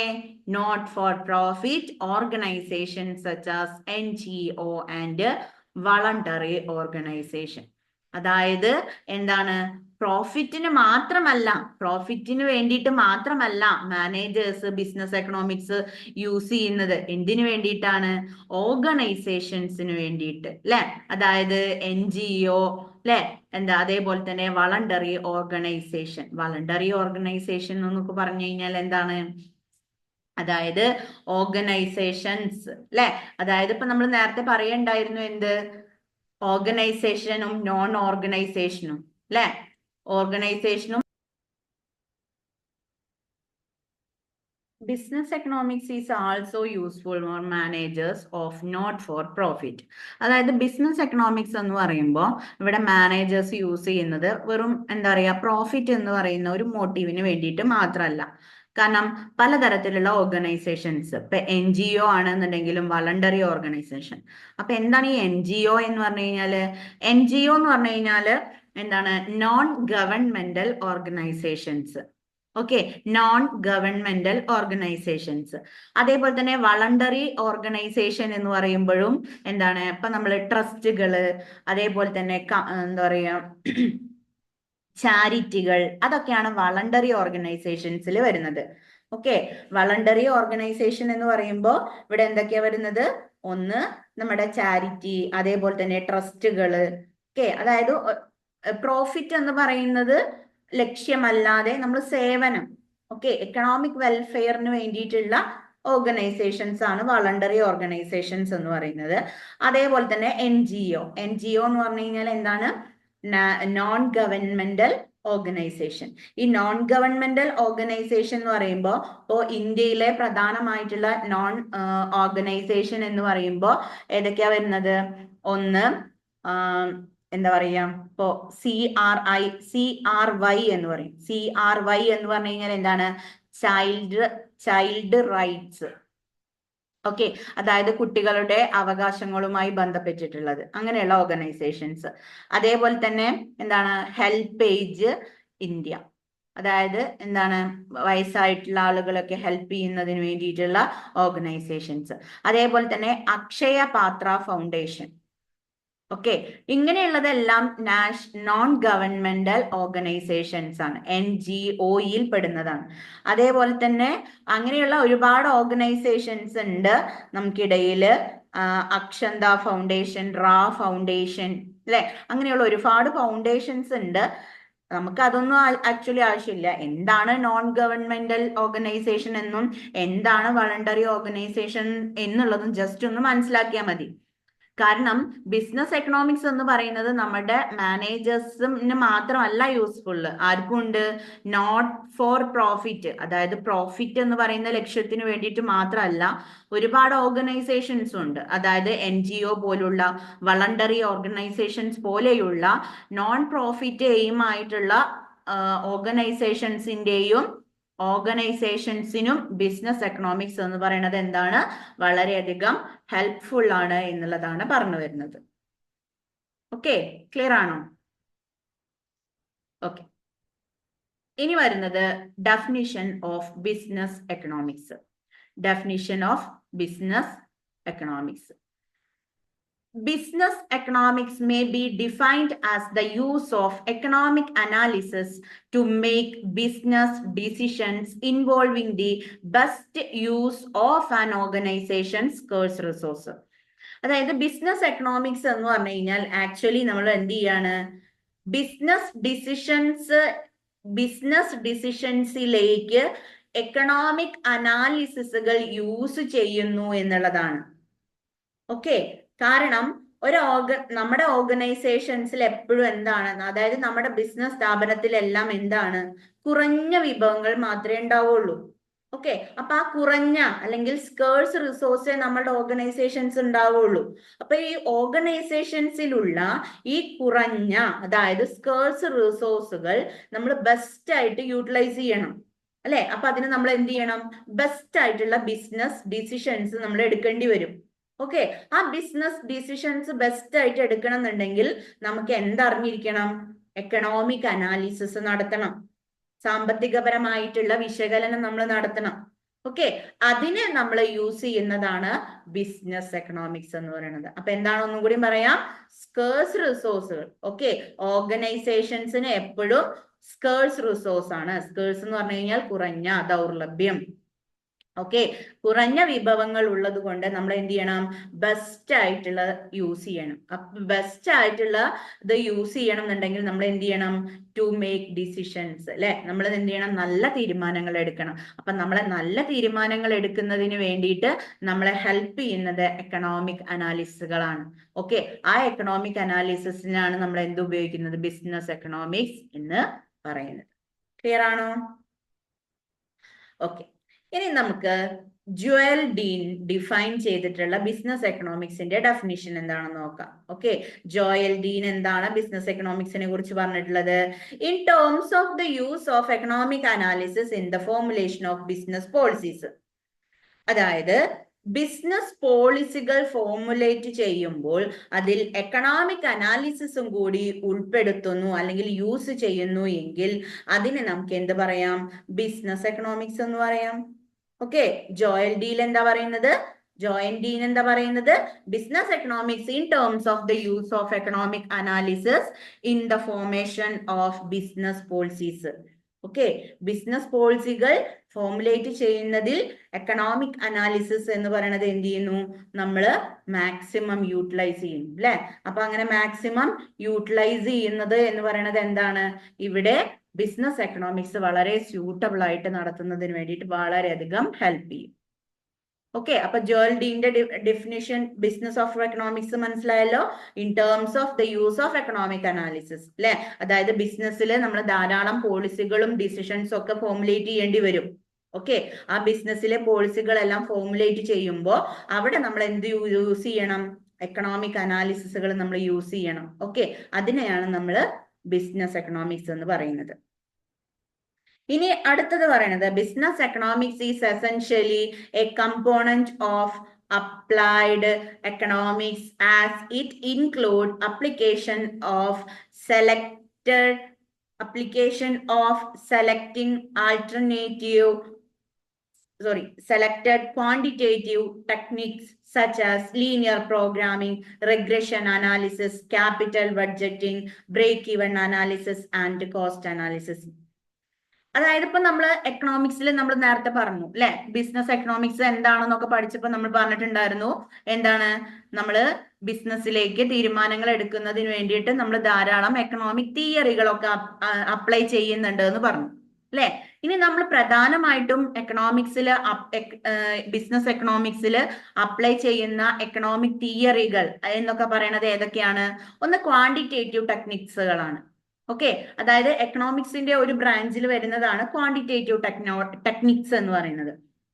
അപ്പോ എക്കണോമിക്സിൽ ഉൾപ്പെടുന്ന ഈ ക്വാണ്ടിറ്റേറ്റീവ് ടെക്നിക്സുകൾ, അതായത് ക്വാണ്ടിറ്റേറ്റീവ് ടെക്നിക്സിൽ കുറച്ച് കൺസെപ്റ്റുകൾ ഉണ്ട്. അതായത് linear programming, regression analysis, capital budgeting, break even analysis, cost analysis, ഇങ്ങനെയുള്ള തിയറികളെല്ലാം, അതായത് ഇങ്ങനെയുള്ള കൺസെപ്റ്റുകളെല്ലാം തന്നെ ക്വാണ്ടിറ്റേറ്റീവ് ടെക്നിക്കിൽ പഠിക്കുന്നതാണ്. ഓക്കെ, നിങ്ങൾക്ക് വലിയ വലിയ ക്ലാസ്സിലൊക്കെ എത്തുമ്പോൾ അല്ലെങ്കിൽ എക്കണോമിക്സ് കൂടുതൽ ഒരു സബ്ജക്റ്റ് ആയിട്ട് എടുത്ത് പഠിക്കുമ്പോഴൊക്കെ അത് എന്തൊക്കെയാണെന്ന് അറിയാൻ പറ്റുള്ളൂ. ഓക്കെ, ഡിഗ്രിക്കൊക്കെയാണ് ഇങ്ങനെയുള്ള കൺസെപ്റ്റുകൾ വരുന്നത്. ഓക്കെ, അപ്പൊ ഈ ക്വാണ്ടിറ്റേറ്റീവ് ടെക്നിക്കുകളെല്ലാം തന്നെ നമ്മൾ എന്ത് ചെയ്യുന്നുണ്ട് എന്നാ പറയണത്, ബിസിനസ് എക്കണോമിക്സിൽ നമ്മൾ ഉപയോഗിക്കുന്നുണ്ട്. കാരണം എക്കണോമിക്സ് നമ്മൾ അപ്ലൈ ചെയ്തുകൊണ്ടല്ലേ നമ്മൾ ഇവിടെ ബിസിനസ് ചെയ്യുന്നത്, അല്ലെ? ബിസിനസ്സിൽ ഓരോ തീരുമാനങ്ങളും എടുക്കാനും നമ്മൾ എക്കണോമിക്സ് വിശദമായിട്ട് നമ്മൾ പഠിക്കുന്നുണ്ട്. ആ എക്കണോമിക്സിലെ പല തിയറികളും നമ്മൾ ബിസിനസ്സിലേക്ക് അപ്ലൈ ചെയ്യുന്നുണ്ട്, അല്ലെ? അതാണ് നമ്മളുടെ ബിസിനസ് എക്കണോമിക്സ് എന്ന് പറയുന്നത്. അതിനു വേണ്ടിയിട്ട് നമ്മൾ ക്വാണ്ടിറ്റേറ്റീവ് ടെക്നിക്കുകളും എന്ത് ചെയ്യുന്നുണ്ട്, അപ്ലൈ ചെയ്യുന്നുണ്ട്. അതിൽ പ്രധാനമായിട്ട് ഉപയോഗിക്കുന്ന കൺസെപ്റ്റുകളാണ് ലീനിയർ പ്രോഗ്രാമിങ്ങും, റിഗ്രഷൻ അനാലിസിസും, ക്യാപിറ്റൽ ബഡ്ജറ്റിങ്ങും, ബ്രേക്ക് ഇവൻ അനാലിസിസും, കോസ്റ്റ് അനാലിസിസ് എന്നൊക്കെ പറയുന്നത്. ഓക്കെ, ക്ലിയർ അല്ലേ? ഇനി വരുന്നത് nature of business economics. Okay, nature of business economics. Nature of business economics എന്ന് പറയുമ്പോൾ നമ്മൾ നേരത്തെ പറഞ്ഞു, അല്ലെ? എക്കണോമിക്സ് എന്ന് പറയുന്നത് രണ്ടായിട്ട് ഡിവൈഡ് ചെയ്യുന്നുണ്ട്. മൈക്രോ എക്കണോമിക്സ് എന്ന പേരിലും മാക്രോ എക്കണോമിക്സ് എന്ന പേരിലും ആണ് അറിയപ്പെടുന്നത് എന്നുള്ളത് നമ്മൾ പറഞ്ഞിട്ടുണ്ടായിരുന്നു. ഓക്കെ, മനസ്സിലായോ? അപ്പൊ എങ്ങനെയൊക്കെയാണ് എന്നുള്ളത് എന്താണ് നമുക്ക് നോക്കാം. ഓക്കെ, അപ്പോ എന്താണ് സബ്ജക്ട് മാറ്റർ ഓഫ് എക്കണോമിക്സ് എന്ന് പറയുന്നത് രണ്ട് രീതിയിലാണ് വരുന്നത്, മൈക്രോ എക്കണോമിക്സും മാക്രോ എക്കണോമിക്സും. ഓക്കെ, ഇത്ര എടുത്തത് എല്ലാവർക്കും ഓക്കെ അല്ലേ? ഓക്കെ, മൈക്രോ എക്കണോമിക്സും മാക്രോ എക്കണോമിക്സും നമ്മൾ രണ്ട് സബ്ജക്റ്റുകളെ പറ്റിയിട്ട് പറഞ്ഞു. ഓക്കെ, ഇനി നമുക്ക് രണ്ട് സബ്ജക്റ്റുകളെ കുറിച്ചും എന്താണ് മൈക്രോ എക്കണോമിക്സ്, എന്താണ് മാക്രോ എക്കണോമിക്സ് എന്നുള്ളത് നമുക്ക് നോക്കാം. ഓക്കെ, അതല്ലേ first one micro economics. Micro economics എന്ന് പറഞ്ഞു കഴിഞ്ഞാൽ it examines how the individual units. Okay, micro എക്കണോമിക്സിൽ നമ്മൾ എക്സാമിൻ ചെയ്യുന്നത് എങ്ങനെയാണ്, how the individual units. Okay, നമ്മൾ ഇൻഡിവിജ്വൽ യൂണിറ്റ്സിനാണ് മൈക്രോ എക്കണോമിക്സിൽ നമ്മൾ എന്ത് ചെയ്യുന്നത്, പ്രാധാന്യം കൊടുത്തിട്ടുള്ളത്. ഓക്കെ, അതായത് കൺസ്യൂമേഴ്സ്, ഫേംസ് എന്നൊക്കെ പറയുന്നില്ലേ, അങ്ങനെയുള്ള യൂണിറ്റുകളെ കുറിച്ചിട്ട്. ഇപ്പൊ ഇൻഡിവിജ്വൽ യൂണിറ്റുകളാണ് ഏതൊക്കെ, കൺസ്യൂമർ എന്ന് പറയുന്നതും ഫേം എന്നൊക്കെ പറയുന്നത് ഇൻഡിവിജ്വൽ യൂണിറ്റുകളാണ്. ഓക്കെ, ഈ ഇൻഡിവിജ്വൽ യൂണിറ്റുകളെ കുറിച്ചാണ് നമ്മൾ മൈക്രോ എക്കണോമിക്സിൽ നമ്മൾ പഠിക്കുന്നത്. Okay, make decision as to how efficiently allocate their scarce resource. ഇപ്പോ how the individual units make, ഇപ്പോൾ കൺസ്യൂമേഴ്സ് ആണെന്നുണ്ടെങ്കിലും ഫേമുകളാണെന്നുണ്ടെങ്കിലും എങ്ങനെ ഉള്ള റിസോഴ്സുകൾ ഉപയോഗിച്ചുകൊണ്ട് എങ്ങനെ എഫക്റ്റീവായിട്ട് അല്ലെങ്കിൽ എഫക്റ്റീവായിട്ട് എങ്ങനെ അവരുടെ റിസോഴ്സുകൾ ഉപയോഗപ്പെടുത്തും എന്നതിനെ കുറിച്ചിട്ടുള്ള പഠനമാണ് മൈക്രോ എക്കണോമിക്സ് എന്ന് പറയുന്നത്, അതായത് സൂക്ഷ്മ സാമ്പത്തിക ശാസ്ത്രം എന്ന് പറയുന്നത്. ഓക്കെ, സൂക്ഷ്മമായിട്ടാണ് നമ്മൾ എന്ത് ചെയ്യുന്നത്, പഠനം നടത്തുന്നത്. ഓക്കെ, ചെറിയ മൈക്രോസ്കോപ്പ് എന്ന് പറഞ്ഞു കഴിഞ്ഞാൽ എന്താണ്, നമ്മൾ ചെറിയ കാര്യത്തെ നമ്മൾ വളരെ സൂക്ഷ്മമായിട്ട് നമുക്ക് നോക്കുന്നു എന്നുള്ളതല്ലേ മൈക്രോ എന്ന് പറയുന്നത്. അപ്പൊ അതേപോലെ തന്നെ മൈക്രോ എക്കണോമിക്സ് എന്ന് പറയുന്നത് ചെറിയ യൂണിറ്റുകളെ നമ്മൾ എന്ത് ചെയ്യുന്നു, സൂക്ഷ്മമായിട്ട് പരിശോധിക്കുന്നു. അപ്പൊ മൈക്രോ എക്കണോമിക്സ് എന്ന് പറയുന്നത് ബിസിനസ് എക്കണോമിക്സിൽ വളരെയധികം ഹെൽപ്ഫുൾ ആണ്. കാരണം ഒരു കൺസ്യൂമേഴ്സിന്റെയും ഫേംസിനും ഡിസിഷൻ മേക്കിംഗ് പ്രോസസ്സ് വളരെ എഫക്റ്റീവായിട്ട്, കാരണം അവരുടെ സ്കേഴ്സ് റിസോഴ്സുകൾ വളരെ അലോക്കേറ്റീവായിട്ട് വളരെ എഫിഷ്യന്റ് ആയിട്ട് എങ്ങനെ ഉപയോഗപ്പെടുത്താം എന്നുള്ളത് പറയുന്നത് മൈക്രോ എക്കണോമിക്സിലൂടെയാണ്. ഓക്കെ, ഇനി വരുന്നത് it is the study of the behaviour of different individuals and organisations within an economic system. Okay, അതായത് ഇവിടെ എന്താണ്, it is the study of the behaviour, അതായത് ഡിഫറെന്റ് ഇൻഡിവിജ്വൽസിന്റെ, അതായത് വിവിധ തരത്തിലുള്ള വ്യക്തികളുടെ ബിഹേവിയർ എന്ന് പറഞ്ഞു കഴിഞ്ഞാൽ പെരുമാറ്റങ്ങളെ കുറിച്ച് പഠിക്കുന്ന പഠനമാണ് മൈക്രോ എക്കണോമിക്സ്.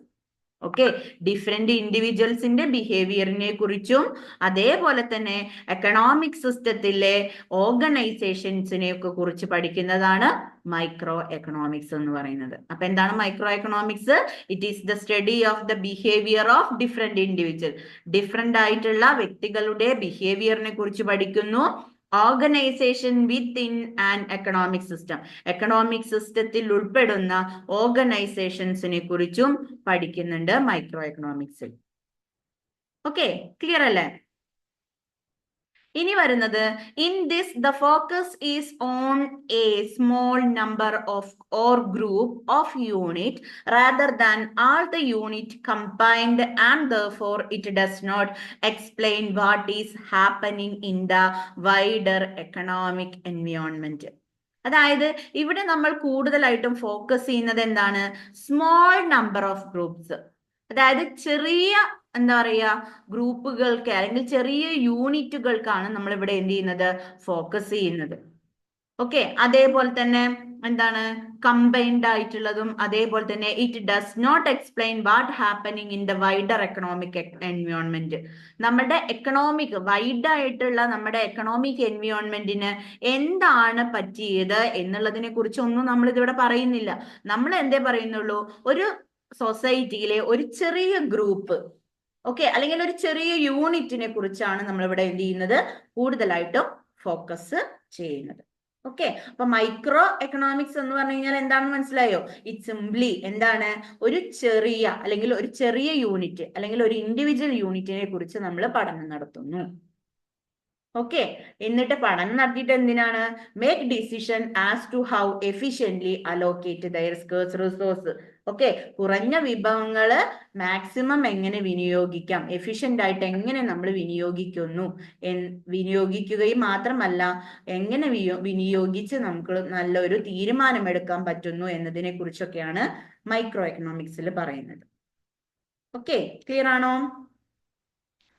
ഓക്കെ, ഇനി മൈക്രോ എക്കണോമിക്സിൽ നമ്മൾ പ്രധാനമായിട്ടും ഉപയോഗിക്കുന്ന കൺസെപ്റ്റുകൾ, അതായത് മൈക്രോ എക്കണോമിക്സ് എന്ന് പറയുന്ന സബ്ജക്റ്റ് പഠിക്കുമ്പോൾ അതിൽ നമ്മൾ പ്രധാനമായിട്ടും ഉൾപ്പെടുത്തിയിട്ടുള്ള കൺസെപ്റ്റുകൾ ഏതൊക്കെയാണ് എന്നുള്ളത് ജസ്റ്റ് ആ കൺസെപ്റ്റുകളുടെ പേര് എല്ലാവർക്കും ഓർമ്മ ഉണ്ടാവണം. ഓക്കെ, കാരണം മൈക്രോ എക്കണോമിക്സ് കൺസെപ്റ്റുകൾ ഏതാണ്, മാക്രോ എക്കണോമിക് കൺസെപ്റ്റുകൾ ഏതാണെന്ന് നമുക്ക് തിരിച്ചറിയണമെന്നുണ്ടെങ്കിൽ മൈക്രോ എക്കണോമിക്സിലെ കൺസെപ്റ്റുകൾ ഏതൊക്കെയായിരിക്കും, എങ്ങനെയുള്ളതാണ് എന്നുള്ളത് നമുക്ക് ഓർമ്മയുണ്ടാവണം. ഓക്കെ, അതിൽ ഒന്നാമത്തെ കൺസെപ്റ്റിന്റെ പേരാണ് പ്രൊഡക്റ്റ് പ്രൈസിങ്, അല്ലെ? അതായത് വസ്തുക്കളുടെ വിലയുമായി ബന്ധപ്പെട്ട് ഉള്ള കൺസെപ്റ്റ് മൈക്രോ എക്കണോമിക്സിലാണ് നമ്മൾ പഠിക്കുന്നത്. പിന്നെ കൺസ്യൂമർ ബിഹേവിയർ, നമ്മൾ പറഞ്ഞില്ലേ ഇൻഡിവിജ്വൽ യൂണിറ്റിന്റെയും കൺസ്യൂമറിന്റെയും അല്ലെങ്കിൽ ഫേമിനെ കുറിച്ചിട്ടൊക്കെയാണ് നമ്മൾ മൈക്രോ എക്കണോമിക്സിൽ പഠിക്കുന്നതെന്ന് പറഞ്ഞില്ലേ. അപ്പോൾ കൺസ്യൂമർ ബിഹേവിയർ, അതായത് ഒരു കസ്റ്റമറുടെ പെരുമാറ്റം, ബിഹേവിയർ എങ്ങനെയൊക്കെ ആയിരിക്കാം. ഓക്കെ, ഇപ്പോ നമ്മൾ ഉദാഹരണം പറയുകയാണെന്നുണ്ടെങ്കിൽ വില കൂടുമ്പോ വില കുറയുമ്പോ എങ്ങനെയായിരിക്കും കൺസ്യൂമർ ബിഹേവിയർ എന്നത്, അല്ലെ? ഇപ്പൊ ഒരു കൺസ്യൂമർ ബിഹേവിയർ എന്നത് എങ്ങനെയാണ്? ഇപ്പൊ പ്രൈസ്, ഇപ്പൊ ഒരു സാധനത്തിന്റെ വില കൂടി, ഒരു സാധനത്തിന്റെ വില കൂടി, ആ സാധനത്തിന്റെ വില കൂടുമ്പോ എങ്ങനെയായിരിക്കും ഒരു കൺസ്യൂമർ ബിഹേവിയർ ചെയ്യുന്നത്? ഇപ്പോ നമുക്കറിയാം ഒരു സാധനത്തിന്റെ വില കൂടുകയാണെന്നുണ്ടെങ്കിൽ അതിന്റെ ക്വാണ്ടിറ്റി അല്ലെങ്കിൽ അതിന്റെ ഡിമാൻഡ് എന്ന് പറയുന്നത് എന്ത് ചെയ്യും? കുറയും, അല്ലെ? കാരണം ഹൈ പ്രൈസിന് നമുക്ക് സാധനങ്ങൾ വാങ്ങിക്കുക എന്ന് പറയുന്നത് പോസിബിൾ അല്ല. കാരണം എന്താ? നമ്മുടെ കയ്യിൽ കുറച്ച് വരുമാനമേ ഉള്ളൂ. ഓക്കെ, അതുകൊണ്ട് വില കൂടിയാൽ നമുക്ക് എന്ത് ചെയ്യാൻ പറ്റില്ല? സാധനങ്ങൾ വാങ്ങിക്കാൻ പറ്റില്ല, അല്ലെ? അപ്പോ അതൊരു കൺസ്യൂമറിന്റെ ബിഹേവിയർ ആണ്. ഓക്കെ, അതായത് സാധനങ്ങളുടെ വില കൂടുമ്പോൾ അത് സാധനങ്ങളുടെ ഡിമാൻഡ് കുറയും എന്നുള്ളത് കൺസ്യൂമറിന്റെ ഒരു ബിഹേവിയർ ആണ്. അതേപോലെ തന്നെ തിരിച്ചും എന്താണ്? പ്രൈസ് കുറഞ്ഞു, പ്രൈസ് കുറവാണെന്നുണ്ടെങ്കിൽ നമ്മൾ എന്ത് ചെയ്യും? നമുക്ക് ഉള്ള ഇൻകം വെച്ചിട്ട് നമുക്ക് കൂടുതലായിട്ട് പർച്ചേസ് ചെയ്യാൻ പറ്റും, സാധനങ്ങൾ വാങ്ങിക്കാൻ പറ്റും, അല്ലെ? അപ്പോ ഇവിടെ വില കൂടിയാലും വില കുറഞ്ഞാലും ഒരു കൺസ്യൂമർ എങ്ങനെയായിരിക്കും ബിഹേവ് ചെയ്യുന്നത് എന്നുള്ളത് ജസ്റ്റ് എക്സാമ്പിൾ പറഞ്ഞപ്പോൾ മനസ്സിലായില്ലേ? അപ്പൊ അങ്ങനെയുള്ള കൺസെപ്റ്റുകളൊക്കെയാണ് മൈക്രോ എക്കണോമിക്സിൽ നമ്മൾ പഠിക്കുന്നത്.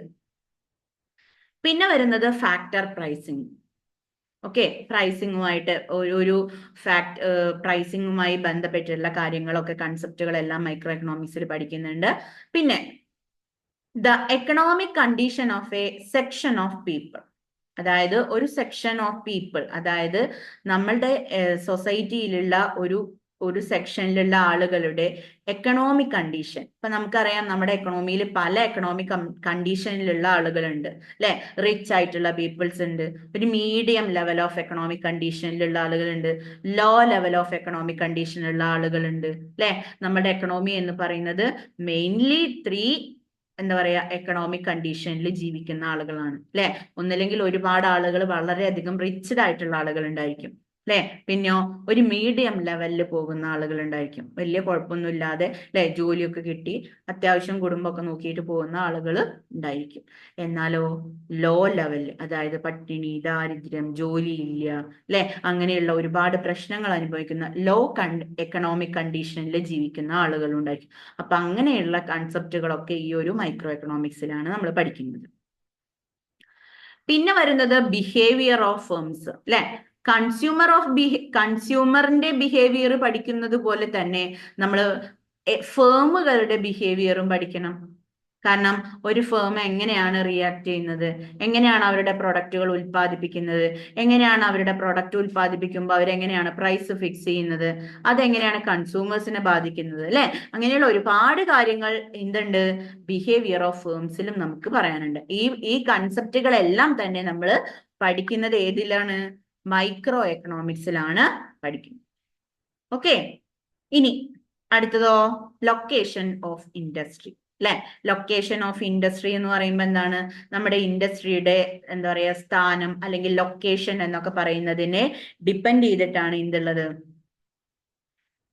ഓരോ സംഭവങ്ങൾ പറയുന്നത് അല്ലെ. ഇപ്പോ ഫേം എന്താണെന്ന് അറിയാം അല്ലെ, ഒരു ഉൽപാദക സ്ഥാപനം എന്നാണ് പറയാം. അപ്പൊ ഇൻഡസ്ട്രി എന്ന് പറഞ്ഞു കഴിഞ്ഞാൽ എന്താണ്? ഒരുപാട് ഫേമുകൾ കൂടി ചേരുന്നതാണ് ഇൻഡസ്ട്രി എന്ന് പറയുന്നത് അല്ലെ.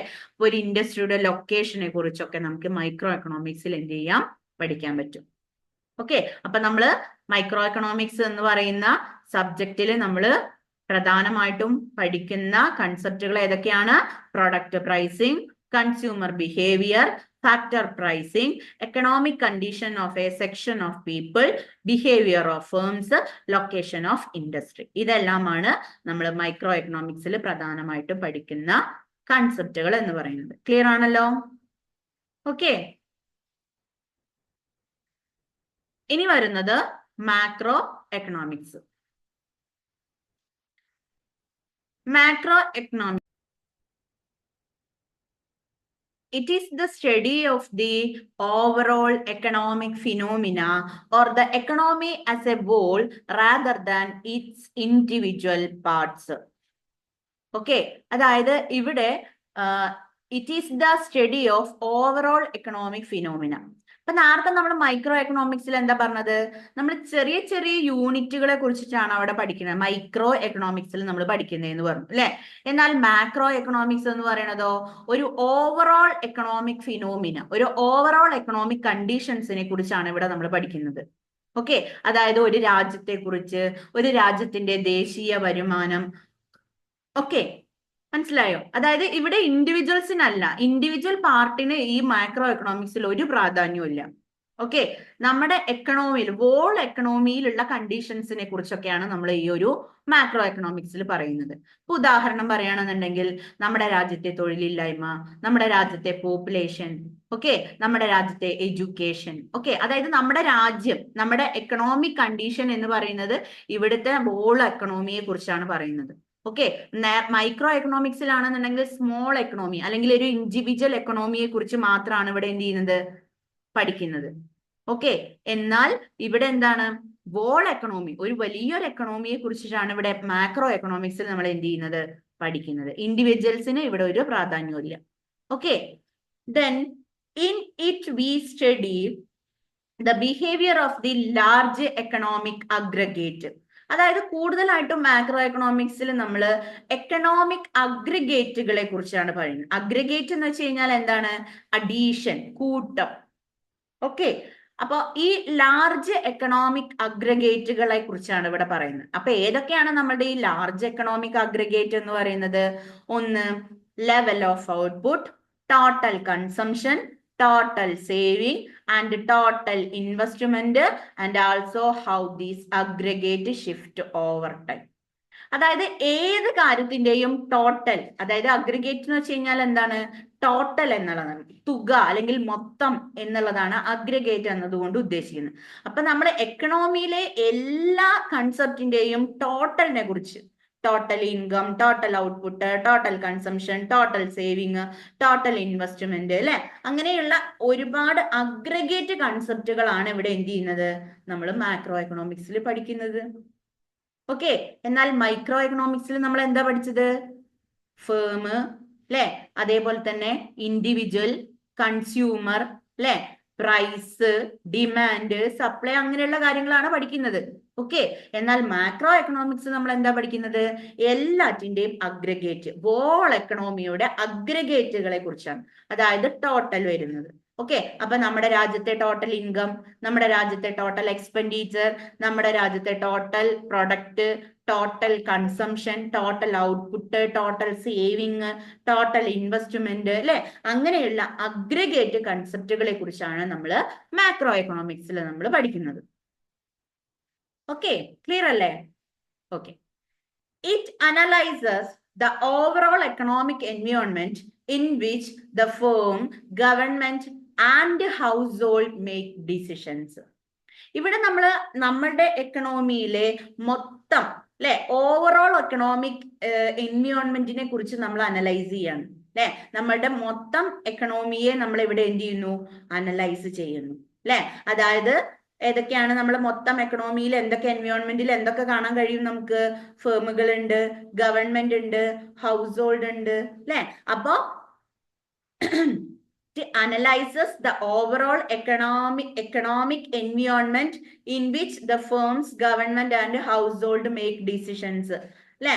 അപ്പോ ഗവൺമെന്റ് ആണെന്നുണ്ടെങ്കിലും ഹൗസ് ഹോൾഡിന്റെ ആണെന്നുണ്ടെങ്കിലും ഫേമിന്റെ ആണെങ്കിലും, അല്ലെ, അതായത് നമ്മുടെ ഓവറോൾ എക്കണോമിക് എൻവയോൺമെന്റിനെ അനലൈസ് ചെയ്തുകൊണ്ട് ഡിസിഷൻസ് എടുക്കുക എന്നുള്ളതാണ് മാക്രോ എക്കണോമിക്സിൽ ചെയ്യുന്നത്. ഓക്കെ.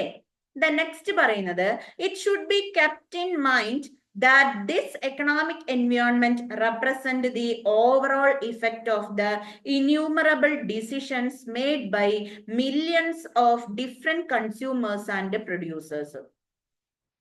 ഇവിടെ നമ്മള് ഇവിടെ ഈ ഒരു എക്കണോമിക് എൻവയോൺമെന്റില് നമ്മൾ റെപ്രസെന്റ് ചെയ്യുന്നത് എന്താണ്, ധാരാളം എന്താണ് ഡിസിഷൻസ് എടുക്കുന്നതും, അല്ലെ, അതായത് ഡിഫറെന്റ് ആയിട്ടുള്ള പ്രൊഡ്യൂസേഴ്സിന്റെയും ഡിഫറെന്റ് ആയിട്ടുള്ള കൺസ്യൂമേഴ്സിന്റെയും, അല്ലെ, ഒരുപാട് ഡിസിഷൻസ് ഇവിടെ എന്ത് ചെയ്യണം, എടുക്കണം. ഓക്കെ. അപ്പൊ ആ ഡിസിഷൻസ് ഓവറോൾ ആയിട്ട് എല്ലാവരെയും റെപ്രസെന്റ് ചെയ്തുകൊണ്ട് നമ്മൾ എന്ത് ചെയ്യുന്നു, എക്കണോമിക് എൻവയോൺമെന്റിൽ നമ്മൾ നല്ലൊരു തീരുമാനം എടുക്കുന്നു. ഓക്കെ. അങ്ങനെയുള്ള കാര്യങ്ങളൊക്കെ കുറിച്ചിട്ടാണ് നമ്മൾ മാക്രോ എക്കണോമിക്സിൽ പ്രധാനമായിട്ടും നമ്മൾ പഠിക്കുന്നത്. ഓക്കെ, ക്ലിയർ ആണോ? ഇനി നമ്മൾ മൈക്രോ എക്കണോമിക്സിൽ ഉപയോഗിക്കുന്ന അല്ലെങ്കിൽ പഠിക്കുന്ന കുറച്ച് കൺസെപ്റ്റുകളെ പറ്റി പഠിച്ചത് ഓർമ്മയുണ്ടോ? എന്തിനെ കുറിച്ചൊക്കെ നമ്മൾ പറഞ്ഞിട്ടുള്ളത് മൈക്രോ എക്കണോമിക്സിൽ? പ്രൈസിങ്, അല്ലെ, ഇൻഡിവിജ്വല്, ഫേംസ്, അല്ലെ, അതേപോലെ തന്നെ ഇൻഡിവിജ്വൽ ബിഹേവിയർ, ഫേംസിന്റെ ബിഹേവിയർ, അല്ലെ, അങ്ങനെയുള്ള കാര്യങ്ങളെ കുറിച്ചൊക്കെ നമ്മൾ പഠിക്കുന്നു. അതേപോലെ തന്നെ പ്രൈസ്, അങ്ങനെയുള്ള കാര്യങ്ങളെ കുറിച്ചൊക്കെയാണ് നമ്മൾ പഠിക്കുക എന്ന് പറഞ്ഞിട്ടുണ്ടായിരുന്നു. എന്നാൽ ഇനി നമ്മൾ നോക്കുന്നത് മാക്രോ എക്കണോമിക്സിൽ ഏതൊക്കെ കൺസെപ്റ്റുകളെ കുറിച്ചാണ് നമുക്ക് പഠിക്കാനുള്ളത്. ഓക്കെ, നമ്മൾ ഓൾറെഡി പറഞ്ഞു, അല്ലെ, എല്ലാറ്റിന്റെയും അഗ്രിഗേറ്റിനെ കുറിച്ചാണ്, അതായത് ടോട്ടലിനെ കുറിച്ചാണ് നമ്മൾ പറയുന്നതെന്ന് പറഞ്ഞു, അല്ലെ. അപ്പോ നമ്മുടെ രാജ്യത്തെ നാഷണൽ ഇൻകം, നാഷണൽ ഔട്ട്പുട്ട് ഒക്കെ എന്ന് പറയുന്നത് എന്താണ്, നമ്മളെ എക്കണോമിയിലെ അഗ്രിഗേറ്റ് തന്നെയല്ലേ, അല്ലെ. നമ്മുടെ രാജ്യത്തിൽ ഒരു വ്യക്തിയുടെ വരുമാനം എന്ന് പറയുമ്പോൾ, അല്ലെങ്കിൽ ഒരു കൺസ്യൂമറിന്റെ ഇൻകം എന്ന് പറയുമ്പോൾ അത് മൈക്രോ എക്കണോമിക്സും, നാഷണൽ ഇൻകം എന്ന് പറയുമ്പോൾ അത് മാക്രോ എക്കണോമിക്സും ആണ്. ഓക്കെ. ഇൻഡിവിജ്വൽ ഔട്ട്പുട്ട് എന്ന് പറഞ്ഞു കഴിഞ്ഞാല് മൈക്രോ എക്കണോമിക്സ്, നാഷണൽ ഔട്ട്പുട്ട് എന്ന് പറഞ്ഞു കഴിഞ്ഞാൽ എന്താണ്, മാക്രോ എക്കണോമിക്സ് ആണ്. മനസ്സിലായോ? ഇനി നാഷണൽ ഇൻകവും നാഷണൽ ഔട്ട്പുട്ട് തുടങ്ങിയിട്ടുള്ള കൺസെപ്റ്റുകളെല്ലാം നമ്മൾ പഠിക്കുന്നത് മാക്രോ എക്കണോമിക്സിലാണ്. പിന്നെ രണ്ടാമത്തെ കൺസെപ്റ്റ് എന്ന് പറയുന്നത് ജനറൽ പ്രൈസ് ലെവലും ഇൻട്രസ്റ്റ് റേറ്റും ആണ്. ഓക്കെ, ജനറൽ പ്രൈസ് ലെവലും അതേപോലെ തന്നെ ഇൻട്രസ്റ്റ് റേറ്റും. ഓക്കെ, ഇതും നമ്മൾ പഠിക്കുന്നത് എന്തിലാണ്, മാക്രോ എക്കണോമിക്സിലാണ്. ഓക്കെ, പിന്നെ വരുന്നത് balance of trade, balance of payment തുടങ്ങിയിട്ടുള്ള കൺസെപ്റ്റുകളും മാക്രോ എക്കണോമിക്സിലാണ് വരുന്നത്. ഓക്കെ, പിന്നെ എക്സ്റ്റേണൽ വാല്യൂ ഓഫ് കറൻസി, അതേപോലെ തന്നെ the overall level of saving and investment, the level of employment and rate of economic growth. ഇപ്പോ മാക്രോ എക്കണോമിക്കിലെ കൺസെപ്റ്റുകളും മൈക്രോ എക്കണോമിക്കിലെ കൺസെപ്റ്റുകളും തീർച്ചയായിട്ടും നന്നായിട്ട് പഠിച്ചിരിക്കണം. ഓക്കെ, ഏതിൽ ഏതൊക്കെയാ വരുന്നത് എന്നുള്ളത് എന്തായാലും എക്സാമിന് ചോദിക്കാം. അപ്പൊ എക്സാമിന് എങ്ങനെയായിരിക്കും ചോദിക്കുന്നുണ്ടാവുക? നാഷണൽ ഇൻകം, നാഷണൽ ഔട്ട്പുട്ട്, അതേപോലെ കുറച്ച് 4 ഓപ്ഷൻസ് തരും അല്ലെ. അതായത് ഒന്ന്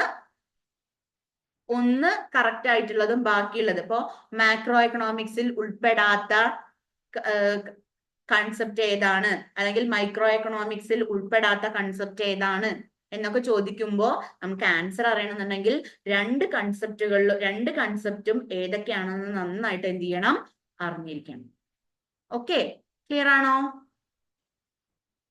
ഓക്കെ, ഇനി നമുക്ക് ലാസ്റ്റ് ഇപ്പൊ മൈക്രോ എക്കണോമിക്സ് എന്താണ്, മാക്രോ എക്കണോമിക്സ് ഒക്കെ എന്താണ് എന്നുള്ളതിന്റെ ഒരു എന്താ പറയാ രൂപം നിങ്ങൾക്ക് എല്ലാവർക്കും കിട്ടിയിട്ടുണ്ടാവും അല്ലെ. ആദ്യം നമ്മൾ ബിസിനസ് എന്താണെന്ന് പറഞ്ഞു, പിന്നെ നമ്മൾ എക്കണോമിക്സ് എന്താന്ന് പറഞ്ഞു. എക്കണോമിക്സ് പറഞ്ഞതിന് ശേഷം നമ്മൾ 2 ബ്രാഞ്ചസ് ഉണ്ട് പറഞ്ഞു, മൈക്രോ എക്കണോമിക്സ്, മാക്രോ എക്കണോമിക്സ് അല്ലെ. അങ്ങനെയുള്ള കാര്യങ്ങളൊക്കെ നമ്മളിപ്പോ പറഞ്ഞു കഴിഞ്ഞു. ഓക്കെ, ഇനി പ്രധാനമായിട്ടും നമ്മൾ ഓർത്തിരിക്കേണ്ട കുറച്ച് കാര്യങ്ങളുടെ നോട്ടാണ് ഇവിടെ കൊടുത്തിട്ടുള്ളത്. Okay, micro economic as well as macro economic have an important role in play in business economics. Okay, business എക്കണോമിക്സിലേക്ക് നമ്മൾ വരുമ്പോൾ നമ്മുടെ സബ്ജക്റ്റിന്റെ പേപ്പറിന്റെ പേര് വെറും എക്കണോമിക്സ് എന്നല്ല, അല്ലെങ്കിൽ മൈക്രോ എക്കണോമിക്സ്, മാക്രോ എക്കണോമിക്സ് എന്നല്ല, ബിസിനസ് എക്കണോമിക്സ് ആണ് നമ്മുടെ പേപ്പർ 4ന്റെ പേര് അല്ലെ. അപ്പൊ ബിസിനസ് എക്കണോമിക്സില് മൈക്രോ എക്കണോമിക്സിനും അതേപോലെ തന്നെ മാക്രോ എക്കണോമിക്സിനും വളരെയധികം പ്രാധാന്യം ഉണ്ട് എന്നുള്ളത് എല്ലാവരും മനസ്സിലാക്കണം. Okay, macroeconomics analyze the background of economic condition in an economy, which will immensely influence the individual firm perform as well as its decisions.